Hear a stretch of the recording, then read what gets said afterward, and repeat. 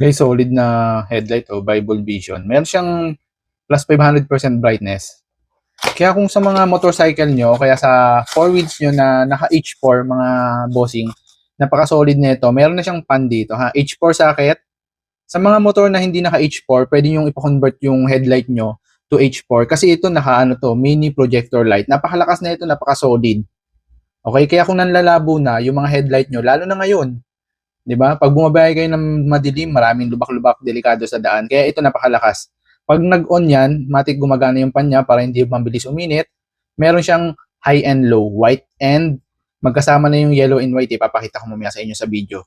Napakaganda niyan. Bull Vision H4 headlight. Mini projector 'yan, kaya solid na solid. Sa mga ayaw gumamit ng mini driving light, saktong-sakto sa inyo to. Ayaw nyo na may mga nakasabit sa mga pairings nyo ng mga ilaw. Gusto nyo lagyan nito. Ilalagay ko yung link nito sa baba ng video ko. Ride safe!